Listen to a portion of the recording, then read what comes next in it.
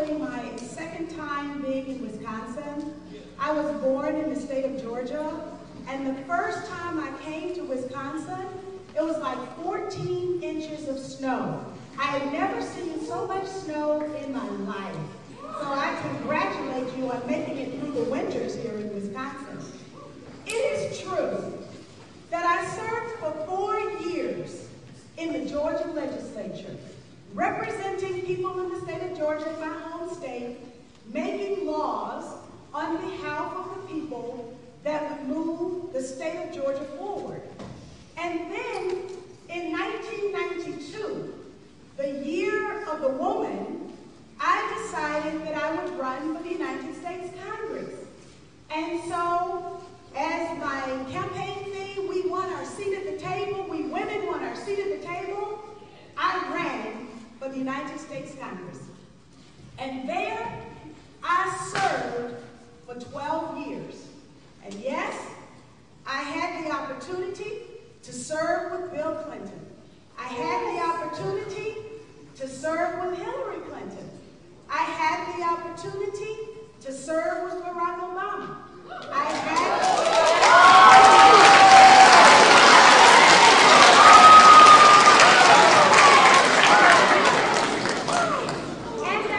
the opportunity to serve with George W. Bush.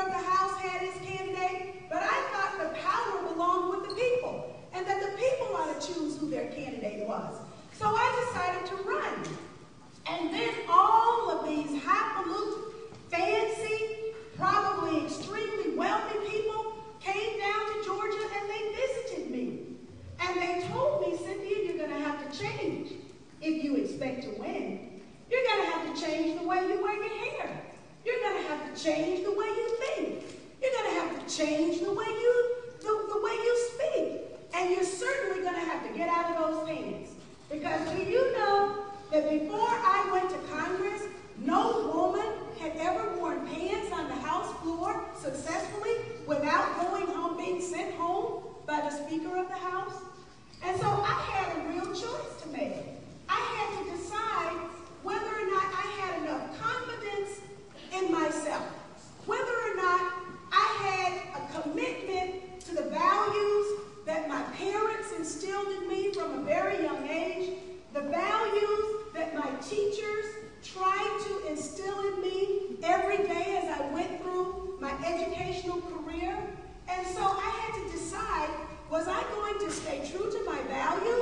or was I going to change just so I could win an election?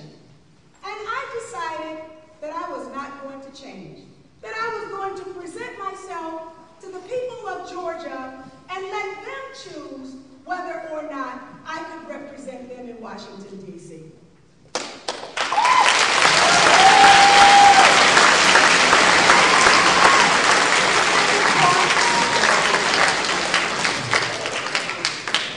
True to form, I think the people made the right choice because they sent me to Washington to represent them.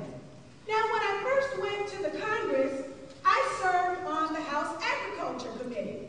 And one of the things that is so important in agriculture, this is Wisconsin, we're the dairy state, and of course we want to make sure that our farmers are happy, but we also want to make sure that school lunches are nutritious and taste good. So did the Congress do a good job in making sure that the school lunches taste good? Oh, okay, well, they got a little bit more work to do. And then, of course, we also wanted to make sure the Congress has jurisdiction over education. And so the Congress wanted to make sure that the teachers were happy inside the classroom and that there was enough supplies, that the teachers had enough supplies, and not only that, that the teachers weren't bogged down with paperwork, and that the teachers could actually teach you how to live, how to love to learn, and how to learn. Did we do a good job on that? Yeah.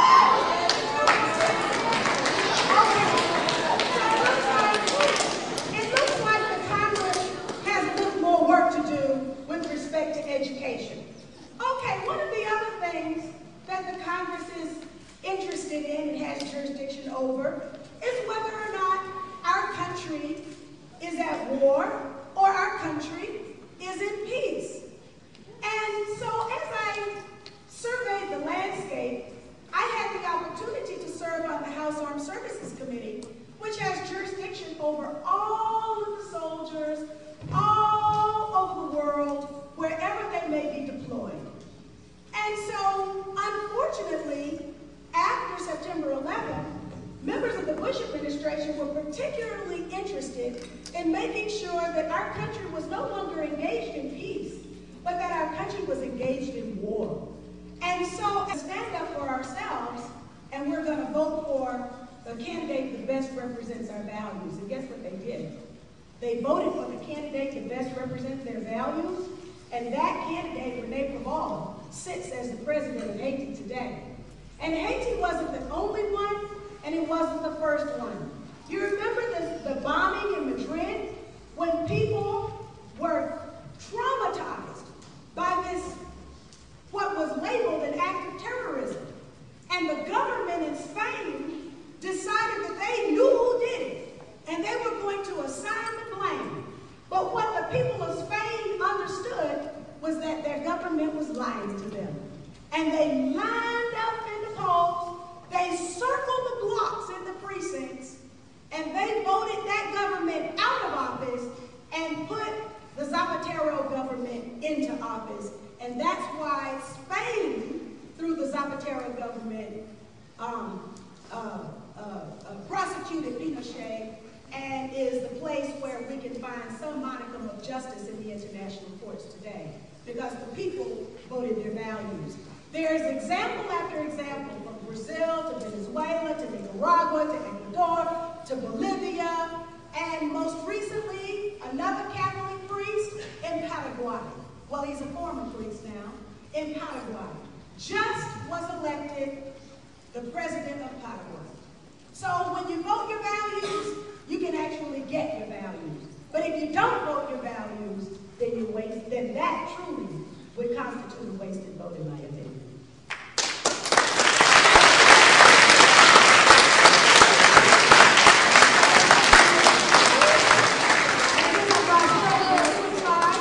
Yes, and then 6. Okay, well, honestly, it's true that because you're not a Republican or a Democrat, that's going to be very well known. Are you, if you are going to try and integrate other parties and other values to the whole administration, how are you going to do that? Oh, that's a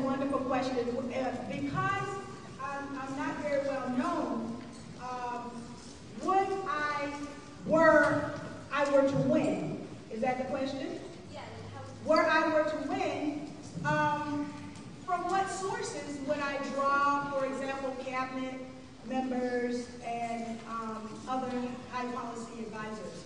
You draw them from everywhere. And so you utilize the expertise, for example, on constitutional issues, you've got the Libertarian Party.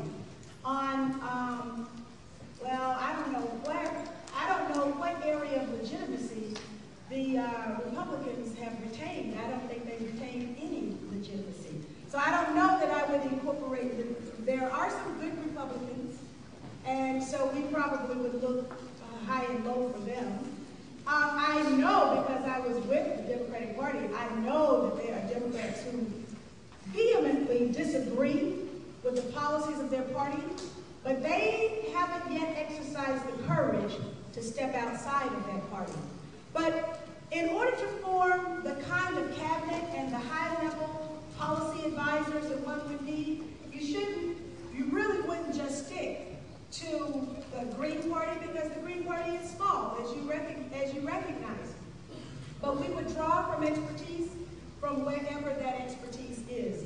And many times the expertise is not even in government anyway. And the last question. You changed your mind? Okay, we got it. Okay, last question. Well, I'd just like to start by saying I love everything you're doing, but I do have one question. Is it true, I heard this somewhere, is it true that you wrote your PhD thesis on using assassination as a political tool? I haven't yet done my PhD dissertation, but yes. In fact, that is the subject matter that I would love to explore. Because one of the things that I learned when I was in the United States Congress, of course, you know, I'm from Georgia, and very close to the King family. And at that time, when Coretta King was still living, very, very close to Coretta King. And in one conversation with the King children, it is very clear that what the American people have been told with respect to the assassination of Dr. Martin Luther King Jr. is not true. And in fact, I did a lot of investigation around the murder of Dr. Martin Luther King Jr. That information is probably still available on the internet. But in the course of me trying to understand all of that, I became familiar with a program known as the Counterintelligence Program. It was founded 1 month before Dr. King was murdered. And this program sought to discredit, discredit, or otherwise neutralize certain leadership in our country. And they named the leaders. And in fact, one of the leaders that was named in the founding papers of the Counterintelligence Program was Dr. Martin Luther King Jr. himself. And so we know now a lot of information about the murder of Dr. King. We know that military intelligence was involved. We know that the plot to murder Dr. King was hatched within our own government as a result of a December 1999 trial. The transcripts of that trial are available for all of you to read online. And when you read the transcript, then you will understand that there's some very serious issues with respect to civil liberties, civil rights, human rights, that we must guard, or else we will become victimized by our own government, as was Dr. King. Thank you very much. Cynthia McKinney.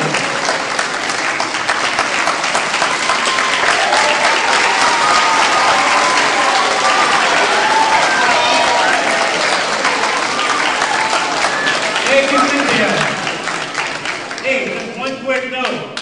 The McKinney for President office, or McKinney for President. As I looked and I saw what was happening, even though I was a member of the Democratic Party, I looked around and I saw that the Democrats were voting to fund the war just like the Republicans were. I looked at my own political party, the Democrats, and it was a Democratic member of Congress who had introduced the legislation to introduce the draft so that young men and women would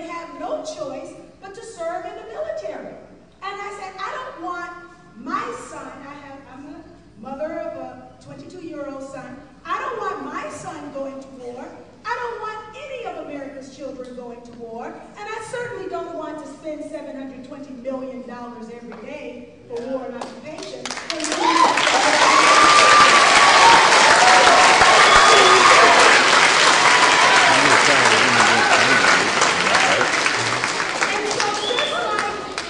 In 1992, when all of those highfalutin consultants from Washington, D.C. came down, and they were telling me I had to change this and change that in order to get elected, and I refused to do that, I took a look at the national leadership that had made our country complicit in torture and war crimes and crimes against humanity and crimes against the peace, and I divorced myself. I declared my independence from that leadership.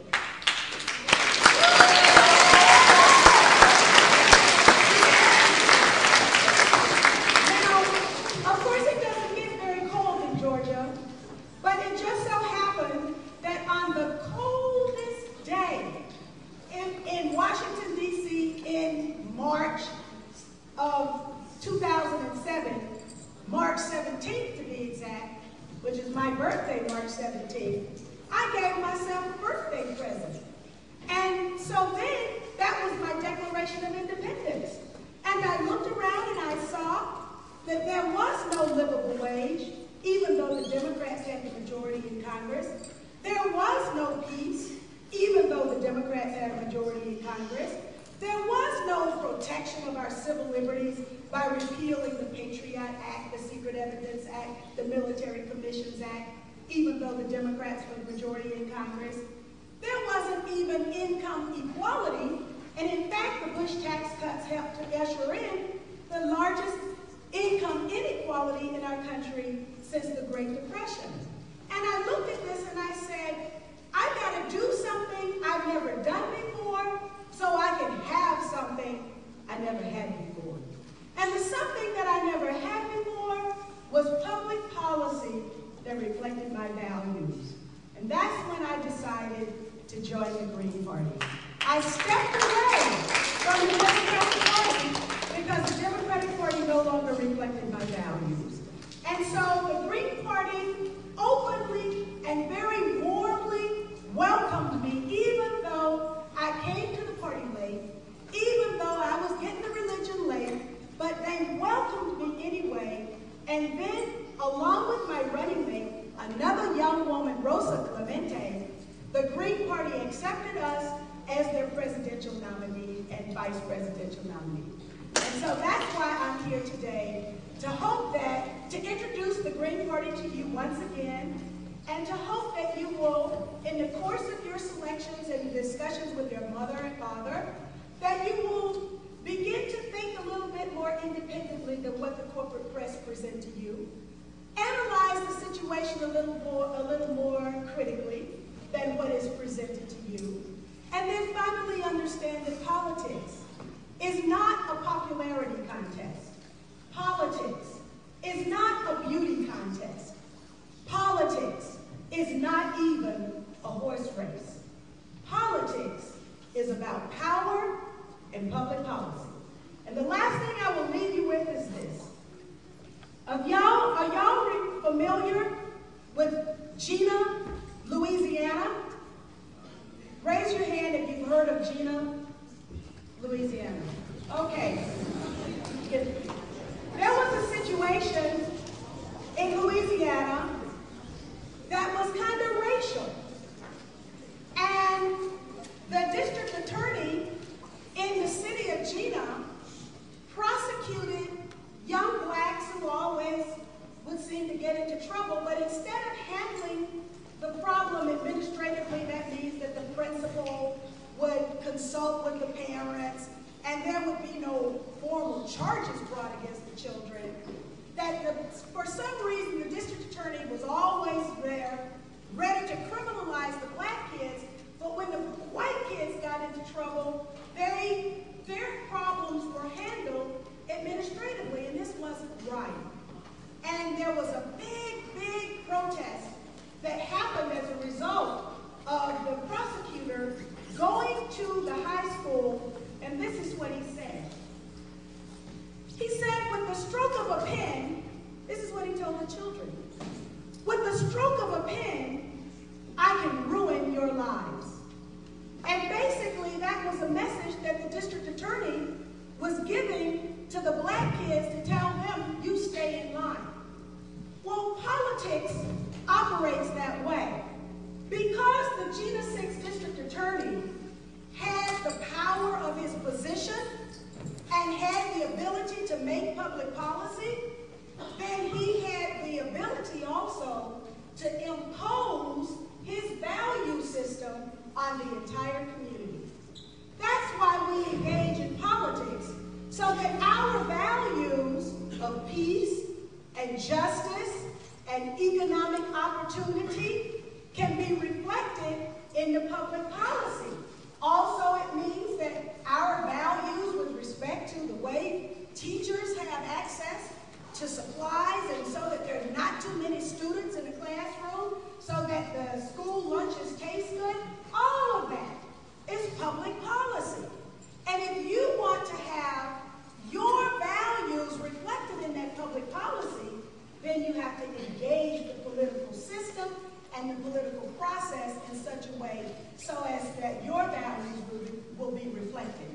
And for me, now that means that I'm a part of a new party, a new political party, the Green Party. And I hope that you will consider the Green Party as your parents consider, along with you, your options for the leadership of this country and even for this city, Racine, Wisconsin.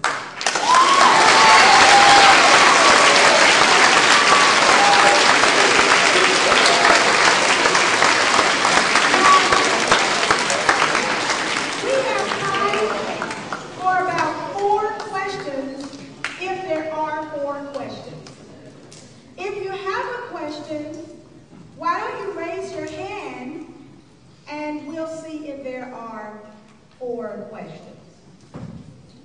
Otherwise, I will say that I have been so clear that I have explained everything so thoroughly that everyone knows exactly everything that they need to know about the Green Party. Okay, so I didn't do. Okay, that's 1.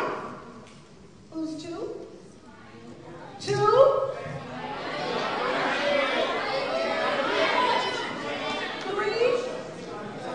And, well, I'll do 5. 4 and, okay, 4. And 5. Okay, and maybe 6. Okay, 1 for 1. Yes. What is your stance on Social Security? The stance on Social Security. Social Security is an issue because there are some people who would like to see Social Security privatized. And the privatization of Social Security means that people are not really going to be so secure in their older years because there will not be that guaranteed level of income for seniors once they reach a certain age. There are some people who say, well, we need to invest those Social Security funds in the stock market. Well, now, you know, I've seen the stock market go up and I've seen the stock market go down. And so I would want to leave my future security, that is my guaranteed income, to the vagaries of the stock market. And so I think that privatization of Social Security is the wrong way to go.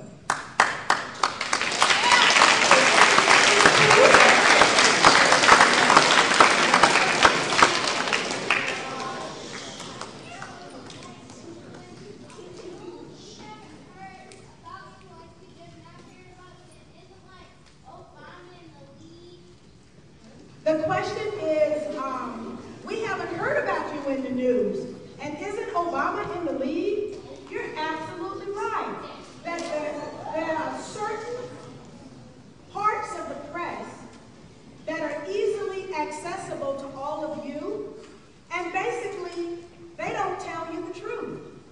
They don't let you know that there are a number of presidential candidates. They want you to believe that there are only 2, and that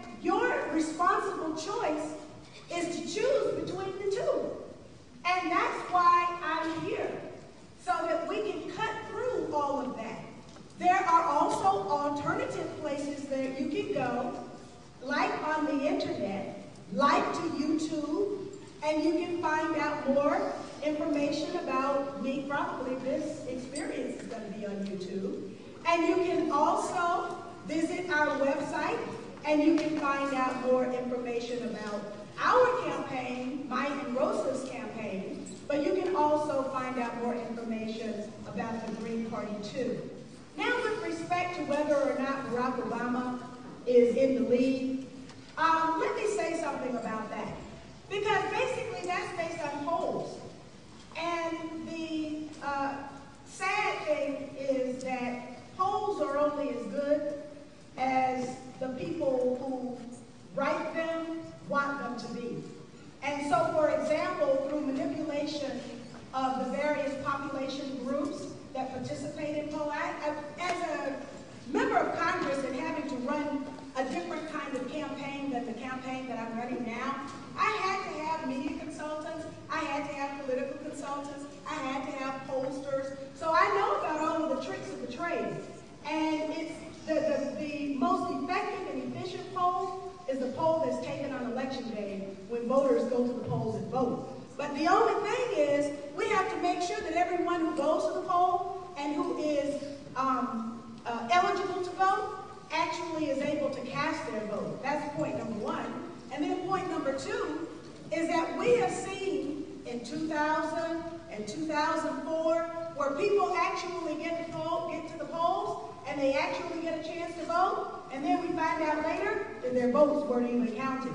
So we have to make sure that there is transparency and accountability in the process all the way through. Let's go to number 3, and then if we have time, we can come back for your follow-up. How about that? Okay. Number 3? Yes. How do your political views differ from, like, Barack Obama's or John McCain's, and why should we vote for you? How do my political views differ? First of all, I'm a part of a political party that believes in peace, believes in social justice, believes in ecological wisdom, and believes in grassroots democracy. And so that really means something. With respect to peace, the Democrats are in the majority now. They don't have to fund the war. Do you understand how much this war is costing us? It's costing us not only dollars, because that's one measure, but it's costing us our dignity, our moral stature. We are engaged in killing innocent people for no other reason than that the Bush administration wanted to engage in a war. And they lied to the American people to justify the war.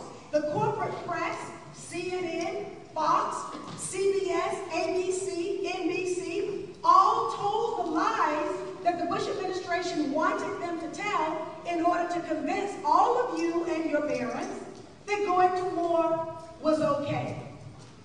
And so, if you want peace, and if you want social justice, for example, the Green Party has acknowledged through its 2004 platform that this country is based on certain injustices.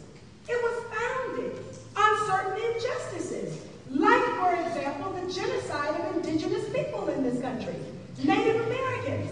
And this country owes Native Americans at least support for the United Nations Declaration on Indigenous Rights, which the United States did not support at the UN. The Green Party recognizes that this country also was based on stolen labor from stolen people from the African continent, brought here and enslaved. And that those people who are the descendants of those enslaved Africans deserve some repair that has not yet been forthcoming. And the Green Party also understands that we are in a period where the climate is changing. Not since 1996 have we had 4 tropical storms that were able to get a name. But look we just experienced Gustav, and now we've got Hannah, and then we've got Ike, and now we've got Josephine. There are things that are happening on our planet, and the scientists must understand what those things are. It's called climate change. Some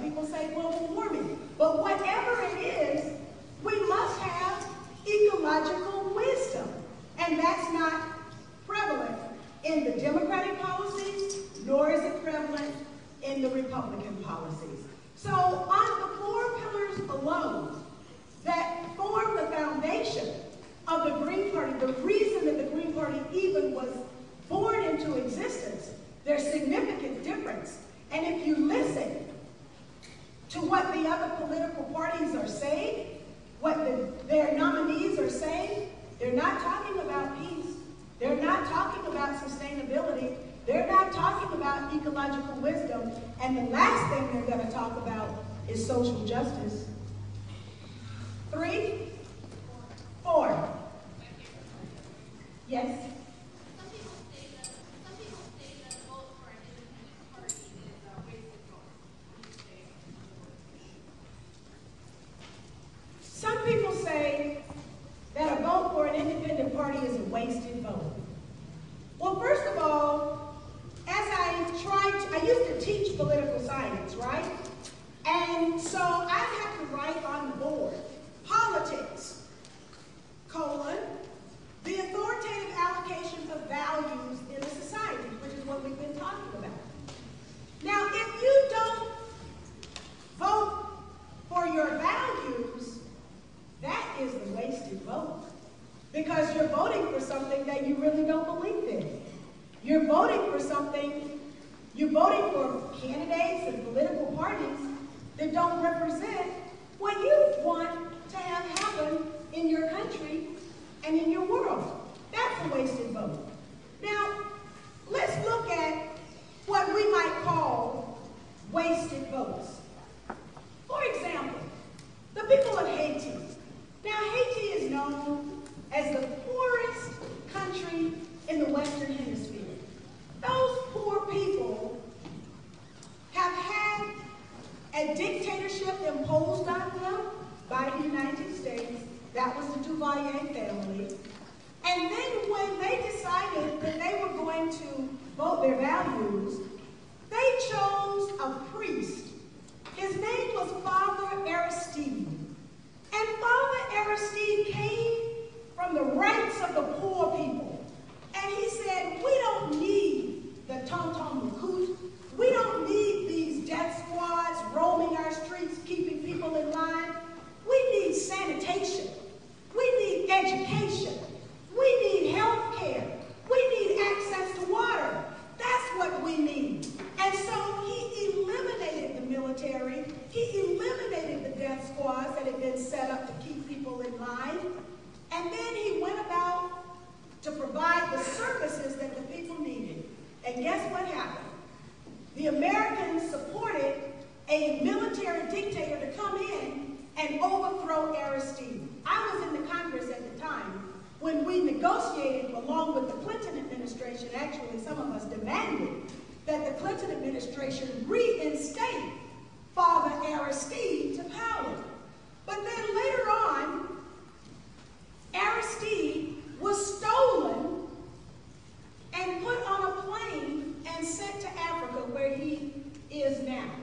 The people of Haiti were denied their choice. The people of Haiti had a choice. They could have said, okay, well, we'll go along and get along, and we'll vote for the candidate that the United States wants us to vote for, or we're going to stand up for ourselves, and we're going to vote for the candidate that best represents our values. And guess what they did? They voted for the candidate that best represents their values, and that candidate, Rene Preval, sits as the president of Haiti today. And Haiti wasn't the only one, and it wasn't the first one. You remember the bombing in Madrid, when people were traumatized by this, what was labeled an act of terrorism. And the government in Spain decided that they knew who did it, and they were going to assign the blame. But what the people of Spain understood was that their government was lying to them. And they lined up in the polls, they circled the blocks in the precincts, and they voted that government out of office and put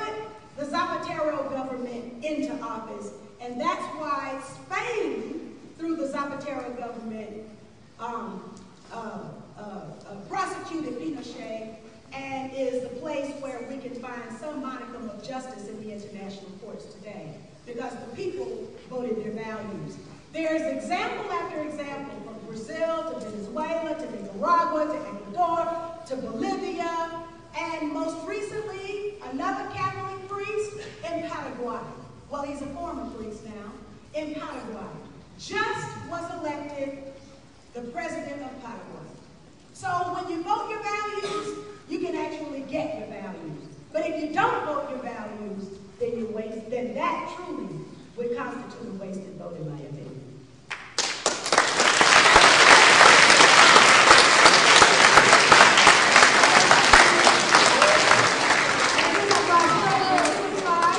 Yes, and then 6. Okay, well, honestly, it's true that because you're not a Republican or a Democrat, that you may not be very well known.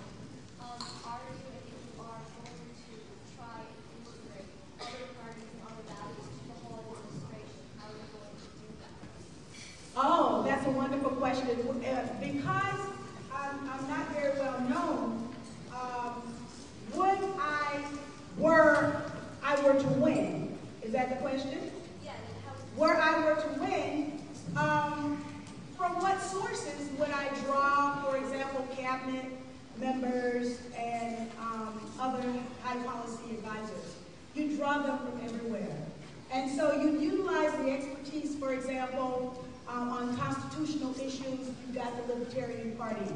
On, well, I don't know what area of legitimacy the Republicans have retained. I don't think they've retained any legitimacy. So I don't know that I would incorporate it. There are some good Republicans, and so we probably would look high and low for them. I know, because I was with the Democratic Party, I know that there are Democrats who vehemently disagree with the policies of their party, but they haven't yet exercised the courage to step outside of that party. But in order to form the kind of cabinet and the high-level policy advisors that one would need, you really wouldn't just stick to the Green Party, because the Green Party is small, as you recognize. But we would draw from expertise from wherever that expertise is. And many times the expertise is not even in government anyway. And the last question. You changed your mind? Okay, we go. Okay, last question. Well, I'd just like to start by saying I love everything you're doing, but I do have one question. Is it true, I heard this somewhere, is it true that you wrote your PhD thesis on using assassination as a political tool? I haven't yet done my PhD dissertation, but yes. In fact, that is the subject matter that I would love to explore. Because one of the things that I learned when I was in the United States Congress, of course, you know, I'm from Georgia, and very close to the King family. And at that time, when Coretta King was still living, very, very close to Coretta King. And in one conversation with the King children, it is very clear that what the American people have been told with respect to the assassination of Dr. Martin Luther King Jr. is not true.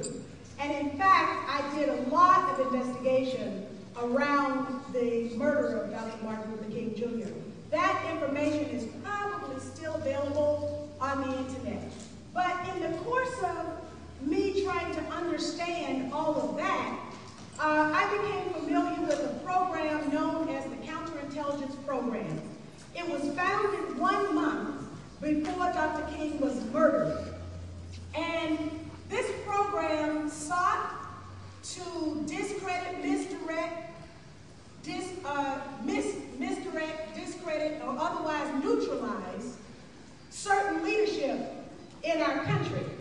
And they named the leaders. And in fact, one of the leaders that was named in the founding papers of the Counterintelligence Program was Dr. Martin Luther King Jr. himself. And so we know now a lot of information about the murder of Dr. King. We know that military intelligence was involved. We know that the plot to Murder Dr. King was hatched within our own government as a result of a December 1999 trial. The transcripts of that trial are available for all of you to read online. And when you read the transcript, then you will understand that there's some very serious issues with respect to civil liberties, civil rights, human rights, that we must guard, or else we will become victimized by our own government, as was Dr. King.